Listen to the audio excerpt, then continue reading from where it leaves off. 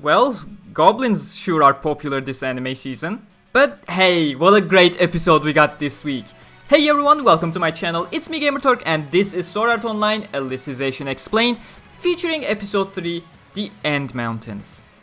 If you're not familiar with my Explained series, here I aim to provide you the best and most accurate information available regarding what happened in the anime, which includes one-to-one comparisons between the anime and the light novels, talk about the scenes that were cut from the anime, as well as explain things where the anime failed to portray the situation properly.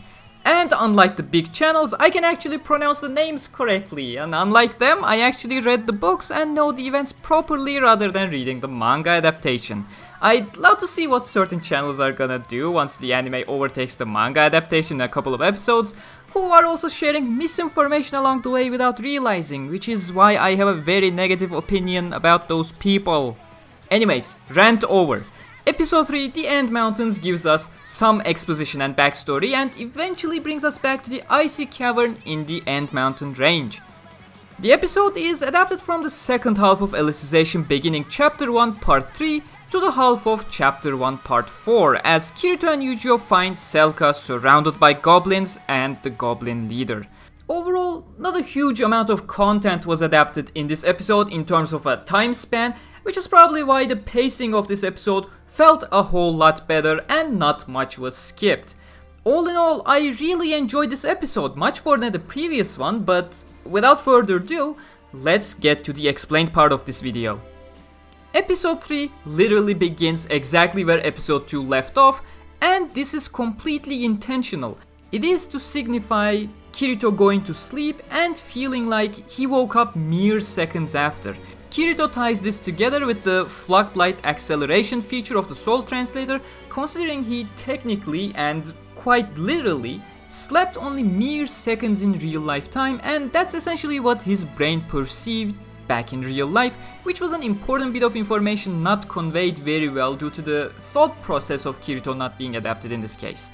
But how Selka went to wake him up is just outright adorable. The entire emotionless and tired dialogue between them is one of the highlights of this episode for me, by far my favorite 20 seconds of content in this episode.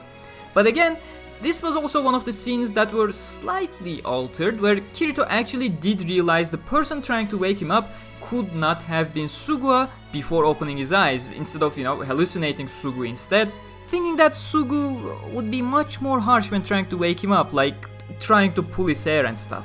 And the only thing that would make this scene even better, if they included Kirito casually trying to change his clothes before Selka even left the room, causing her to just panic and abruptly run off.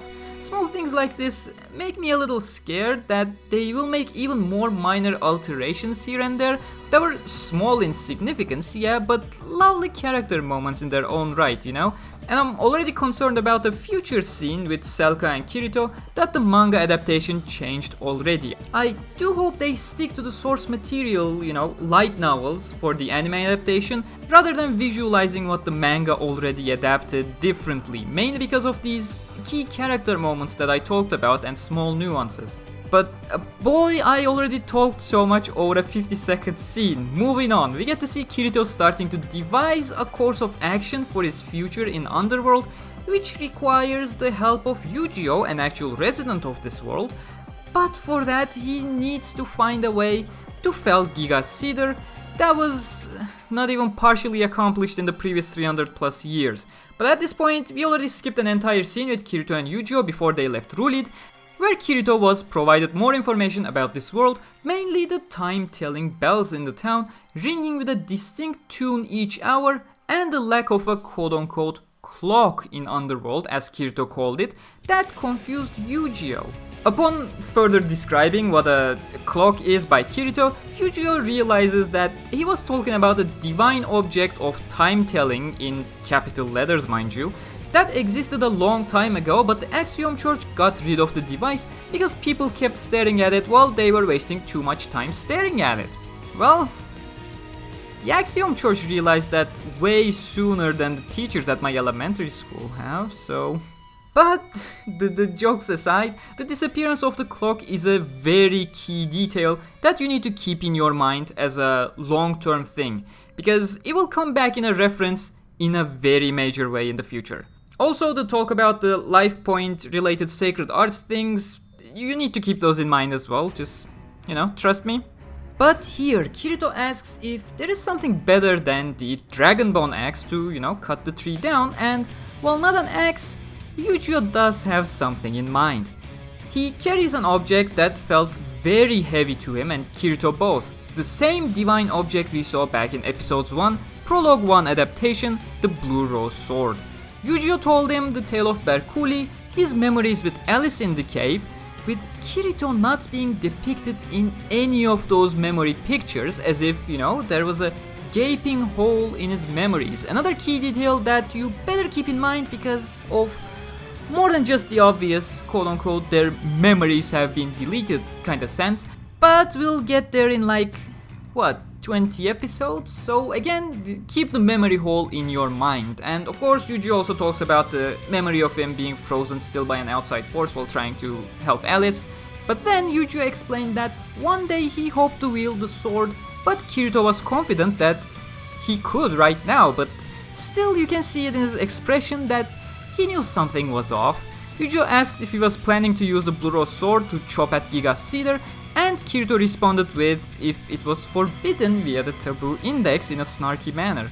Eugeo felt a familiar feeling deep down with this specific response from Kirito, but still, Kirito took the position of the one-hit Aincrad sword skill horizontal, the most basic sword skill possible, and this is the scene in the novels that he tried to use a sword skill for the first time in Underworld, unlike the portrayal of episode 2, which I'm pretty sure was added in that episode just to provide some sword action in an episode that was completely exposition otherwise.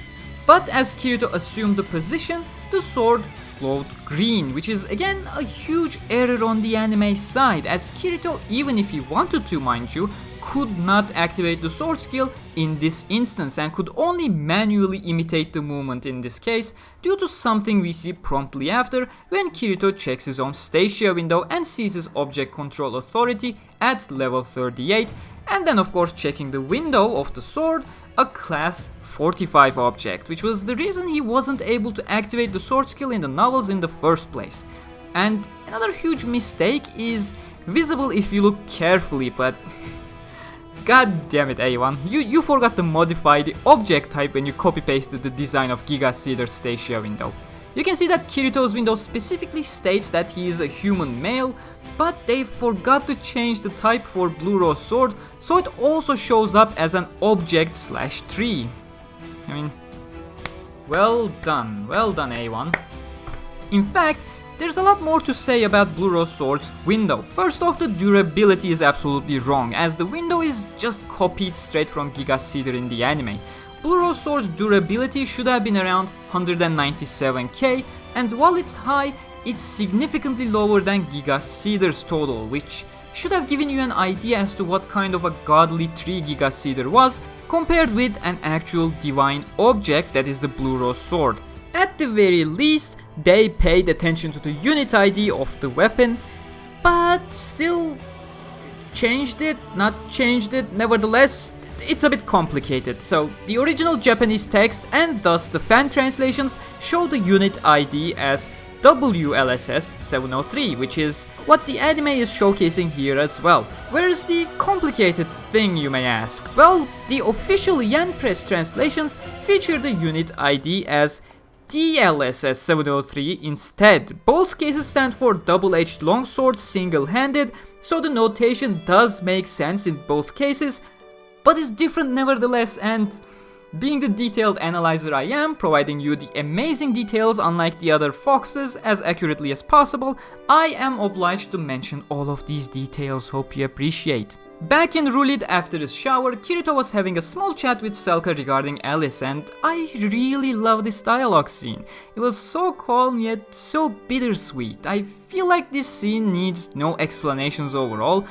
Despite the most impactful bit of dialogue where Selka should have mentioned that she doesn't even remember Alice's face anymore, it was still a great and emotional scene without ever being over dramatic in any sort of way. It was just calm and sad. Nothing was undermined, Nothing was overplayed, just well done. And this is not a sarcastic well done, I'm really being serious. Well done, A1. And the reason why I talk so much about this scene specifically is because this ties in with the next scene where Selka heads to the End Mountains, and this scene gives you enough to, think about why she does what she does. When Kirito and Eugeo were running towards the End Mountains, how fatigue works in Underworld was explained a bit by Eugeo, which was omitted from the anime, but essentially if you overexert yourself, you don't get rendered useless by fatigue, but instead, as you get tired, your life points would be dropping, so you can still keep sprinting, but it would be hurting your life. Eugeo had to explain this to Kirito because, Kirito was trying to run as fast as possible when heading to the mountains, which would have damaged his life. And well, when Eugeo uses the system call, we go back to what I mentioned in my episode 1 explained. Back then, the kids were amazed when Alice used this specific spell, and Eugeo practiced this specific system call, so he'd one day come back here. But more shockingly, this contrasts so greatly with the kid Kirito from episode 1.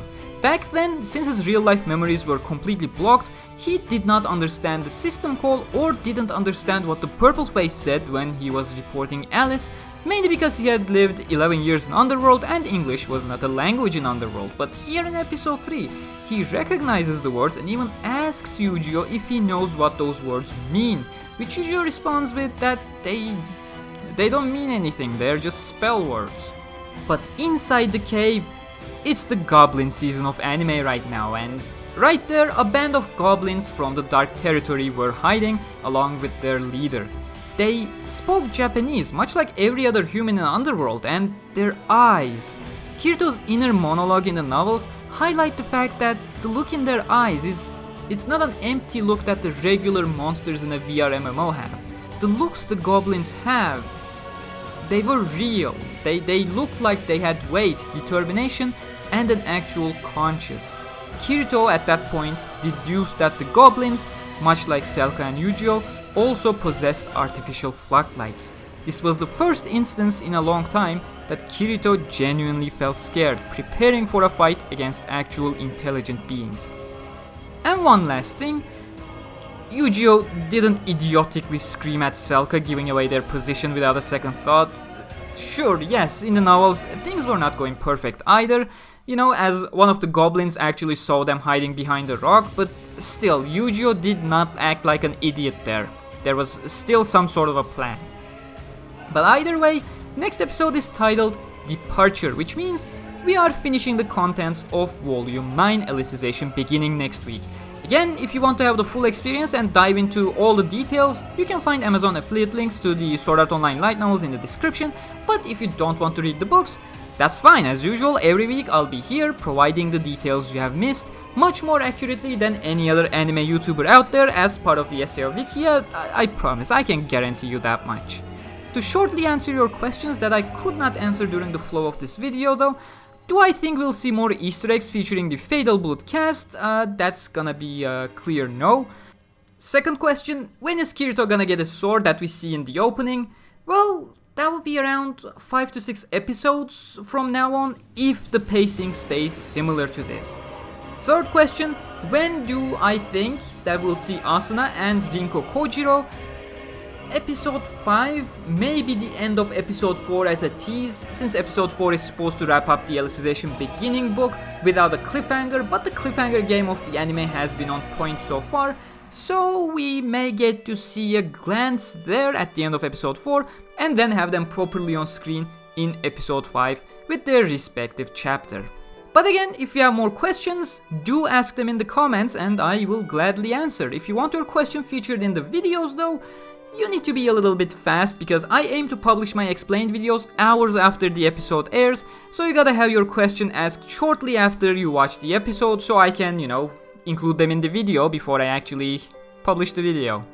With all that said, thank you very much for watching, and as usual, a huge thanks to my patrons, with whom I'll be sharing more stitched shots from the episode as well on patreon.com/Gamerturk. Sorry, that was, my tongue was getting twisted, my bad. Subscribe for the best information on Sword Art Online, and I'll see you guys next time. Take care.